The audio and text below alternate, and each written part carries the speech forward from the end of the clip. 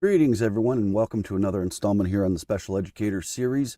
This is going to be a unique series of postings. I have 3 posts that I'm going to schedule regarding gun culture in general.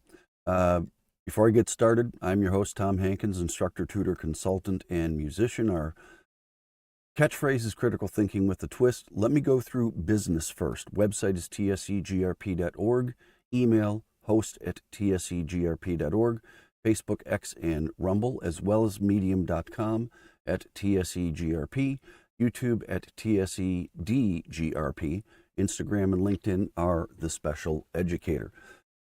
Before I get into this, these 3 videos were recorded quite some time ago, and I had intended for them to be only for private release through a membership version or access point, paywall maybe. I've decided against that. This particular series is supposed to be helpful for those who either have some sort of learning issue, for parents or educators or instructors that are out there, just to help them understand the journey I went through, which was not a direct line. It took a lot of ups and downs. So it's very interesting. I hope you enjoy this one. Anyway, before I get going on this, I got my little badges down there asking you to like, comment, save, share, follow, and subscribe. So, without further ado, let me get into this here, and I'm just going to turn this over and just let this run. Here we go. This is one of the private postings I will be doing on gun culture, and this is going to explain my journey through it. It is highly unusual. It was not a direct route. It was not something that was necessarily an ambitious issue on my part. But my story is meaningful in that, being somebody who was considered special starting in the 3rd grade, I think I might have some insights. I might have some experiences and, frankly, some opinions and information for people out there that are a bit unsure. I'm not here to preach one way or the other. I'm just going to slice it right down the middle and give you my truth and my experience. Before we go in here, a couple of points. Anything gun or firearm related, I always say safety first. Safety is critical to everything. If you're not familiar, you should probably not mess around with it and do it in a supervised situation with people who do know what they're doing. Again, that's my experience throughout life. That's my current advice. Starting up above, brief synopsis of my experience. I am a former competitive shooter. I do get some time to get out and do more recreational social shooting, but it's not really competitive. It's still target shooting, but I'm not doing it for any awards. I am currently a certified instructor for the NRA in basic pistol marksmanship, and by default, because I live in Massachusetts, the Massachusetts State Police does require that I have an endorsement to teach basic firearm safety with them. So they kind of go hand in hand. I have to be NRA certified in order to deal with the state police endorsement. I do have some military training. To be honest, I never saw any active service, so I do not consider myself a veteran in any way, shape, or form. I had platoon leaders class or officers candidate school. They're kind of the same thing. Back in the mid-'80s for the United States Marine Corps, trained in Quantico. Anyway, over to the other side are the disciplines that I currently am into and pretty much grew up with. Archery and reloading, both the top and the bottom, are 2 things that were very influential in everything else that was in the middle. When it came to guns and firearms, it started with archery and it moved on from there, and it's kind of culminated with reloading. All right. I put through a text synopsis here of my history, and then I'll get to some of my opinions. Let's get over here. My journey started at a very young age. I started competitive swimming when I was about 5 years old. It was exhibition swimming at that point, but they used starter's pistols, which used little .22 caliber blanks. They didn't fire any projectiles, but they still made a bang. And it was that bang that scared me. I was not very keen on that, didn't like it. It just was not a good thing. So my first experience with guns, if you will, I technically, I'm not going to call it a firearm, although it does use gunpowder. So my first impression was negative. I did not like it. I did things to mitigate it, some very odd things. I would even put, and I'm not going to get into it. Unless you know what swimming is like and standing on a starting block or whatever, it's pointless. Anyway, I did go to, I did some Boy Scouting, and I also had some summer camp experiences when I was young. And I'm not going to say that was necessarily exposing me to guns, but that is where I got exposed to a bunch of activities, and one of them was archery. Now, archery had no real noise involved, but it still involved what I'll call trigger control of sort, release control, sight picture, breath control, all those things still applied, although you were using a bow and arrow. So I got into that a lot. There may have been some pellet guns and things like that, but nothing terribly accurate that would have made it entertaining. So I did get some awards for camp activity with archery, by the way, which is again, that kind of got me going. So although my parents themselves had no involvement, they didn't have any guns or firearms around the house. I wasn't exposed to anything one way or the other, positive or negative at that point.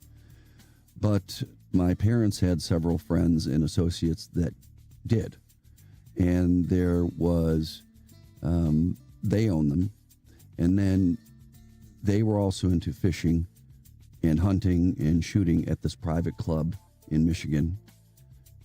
So we started attending along with them, and through just natural osmosis and being exposed to it, the fishing I'd already been into, the shooting thing, I was not into hunting, but they did have a clays range, and they had, berm and things like that. So shooting guns and firearms was something they did. I got into it. I was able to deal with the loud noise and kind of get used to it. And I will say it was a positive experience. It was all about safety and being together and having fun. And, it was good. It was a positive experience, unlike the competitive swimming. So I started to moderate a little bit.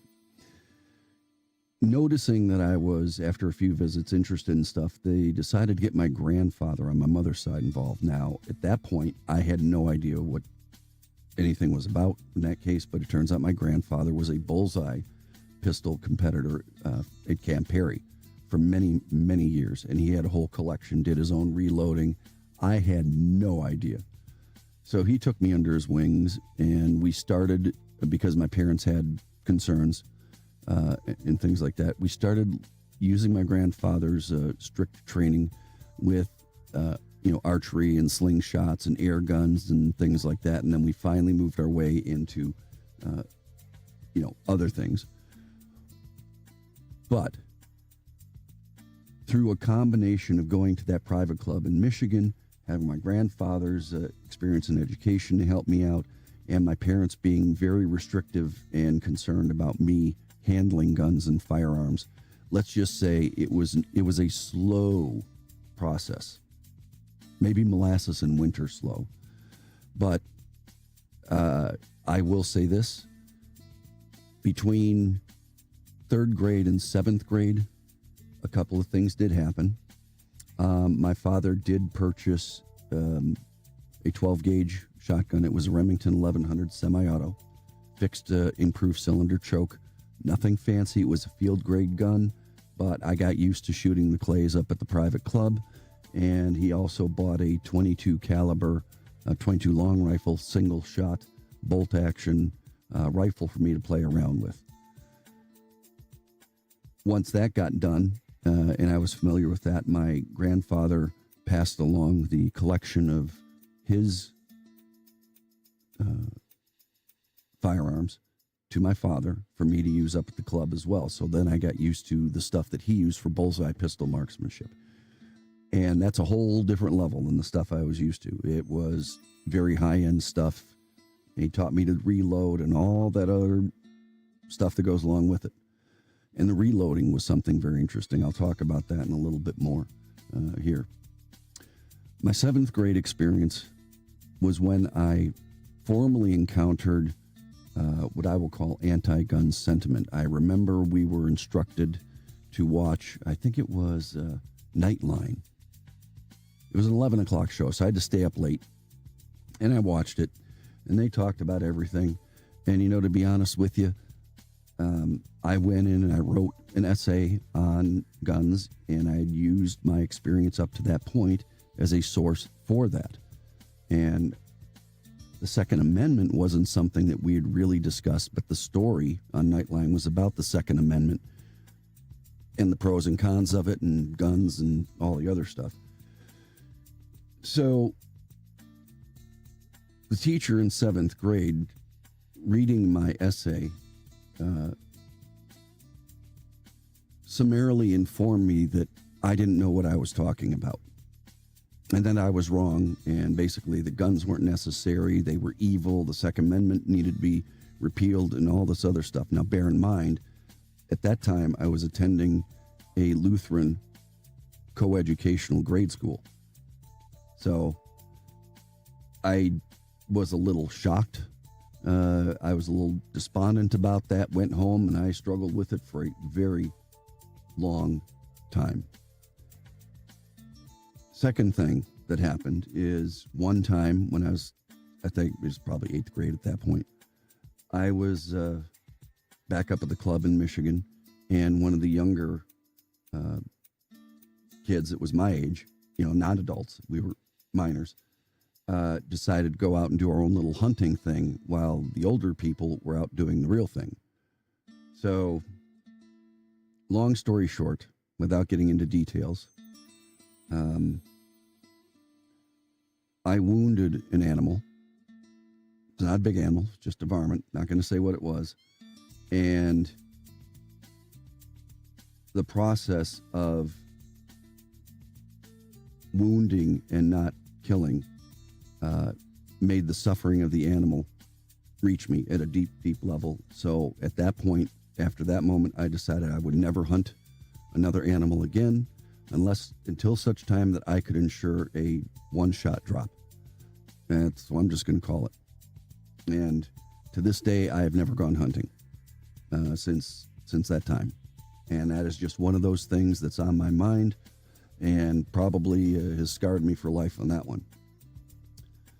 So let's go down to the rest of these here.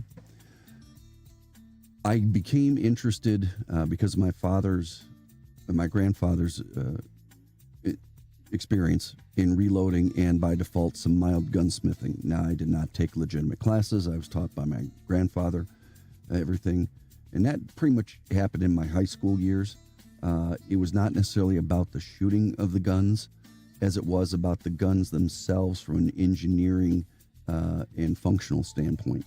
I got into how they were made, how they worked, and how you could reload and manufacture, if you will, your own ammunition to customize it and tune it to the gun itself. Because not all ammunition is the same and not all guns are the same. Guns do have a little bit of a preference for certain type of ammo. So when I hit college, pretty much there was a hiatus. I had no time for anything else other than swim, sleep, eat, and go to school. So guns and firearms were on the back burner for most of that. Once I got out of college, I slowly returned to guns and firearms in general. And I started expanding into recreational shooting. I joined a local club nearby and found that I had not lost any of my talent that I had, and really got into trap shooting, which really got me in there. And I worked on that as hard as I could, and I got to be pretty darn good at that. And reloading my own ammo, I could tune it to what I wanted. I've been doing all of that type of stuff since, off and on, to varying levels. Now, in early retirement, I'm more concerned about being an instructor, a teacher, because everything that I have learned followed such an unusual path, both positive and negative, a total roller coaster ride. I think I have experienced the whole range of uses, ups and downs, positives and negatives, and I think I have a very objective opinion based on my experience. I'm going to go on to this last section here, and I'm going to call this the things that I found out. So it's like I'm on the stand here with you. I'm on the witness stand. You're the one questioning me. You're the lawyer questioning me. So this is the truth, the whole truth, and nothing but the truth about guns and firearms, as I have come to experience and understand. First thing is, terminology is extremely confusing, even for those that are into gun culture. I even found that some of my terminology and understanding of it was not accurate. And people get confused about technical speak. Understandably so. Understandably so. And even myself, as somebody who's experienced, can make mistakes. Somebody who has no idea or no prior experience is going to understandably not get it right a fair amount of the time. The other one is, and this is an understanding, I know people say all sorts of things about it, and there's catchphrases, but all guns, firearms, and similar items do not operate by themselves. They are not automatons. They are not robots. They are tools. They are mechanical devices, some of them more complex than others, that require manipulation by a person to function intentionally or accidentally. Makes no difference.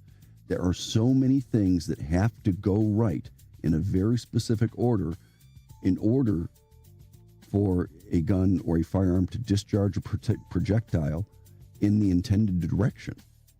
It's remarkable, and I can list those for another one, but the point is, things don't just go on their own. The other thing is technology has advanced at an ever-increasing pace. It's almost exponential since they were first conceived, because once the first basic, let's just even say spears, then blowguns, then bows and arrows, then they finally developed gunpowder and realized they could project things at much greater distance, much greater velocity, with much more accuracy and lethality. So guns were an inevitable conclusion from hunting and war and all those other things. So as technology got better, all things improved. Accuracy, range, all those things. Lethality, certainly.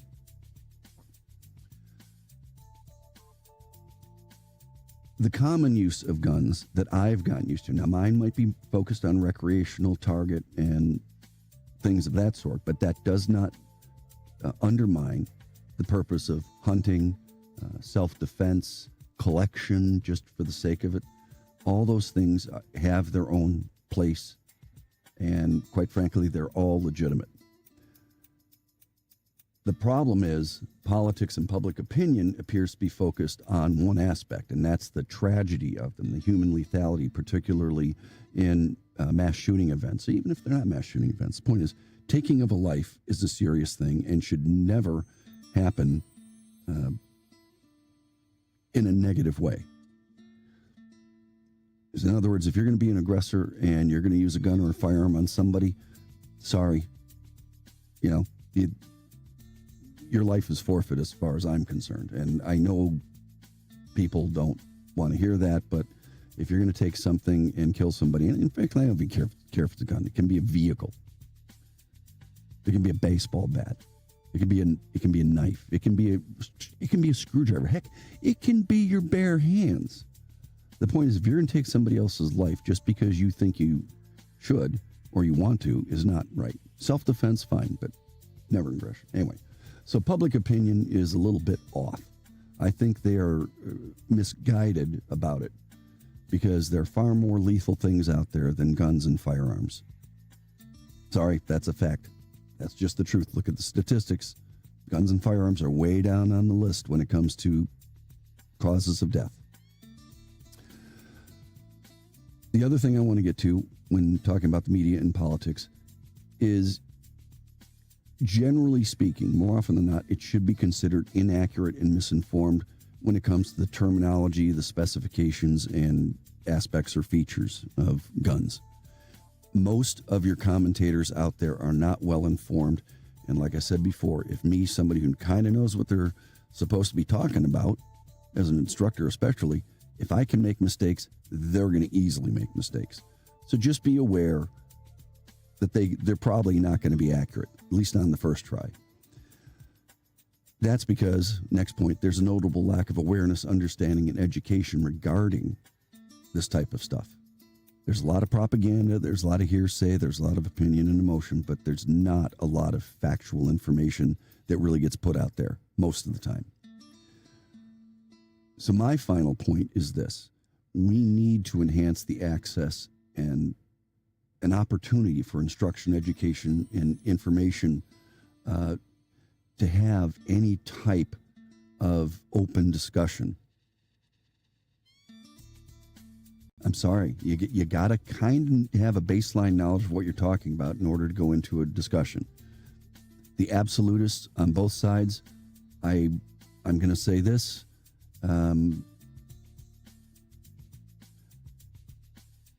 The highly polarized sides of this argument on either side, the two extremes, like many other things, tend to pull the middle apart. So consensus is very difficult to come to. And it's just the way things are. And I'm sorry, I wish people knew more about it. If you do want to know more about it, please, I'm here to help out. I will do what I can. Let me get over here.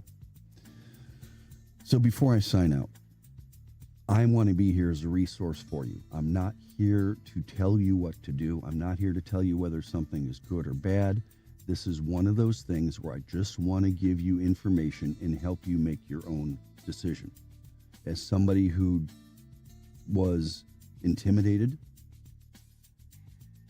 by firearms, the sound of them going off, to somebody who now embraces their use for many purposes and actually works on them and with them in a very engineering, technical sense, I'm going to tell you like it is. I have no bias. I have no horse in the race. Doesn't matter to me one way or the other if you're pro-gun or anti-gun or whatever. There are so many things that people need to know before they can make an informed decision that's what I want to do. So once again, safety first. My credentials up above and over to the side, the types of things I'm involved in and familiar with.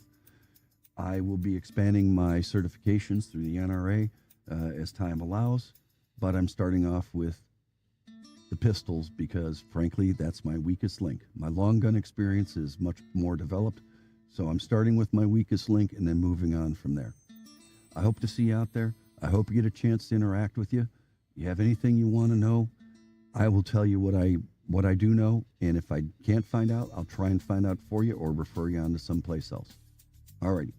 I'm Tom Hankins. Stay safe. Be well. Take care.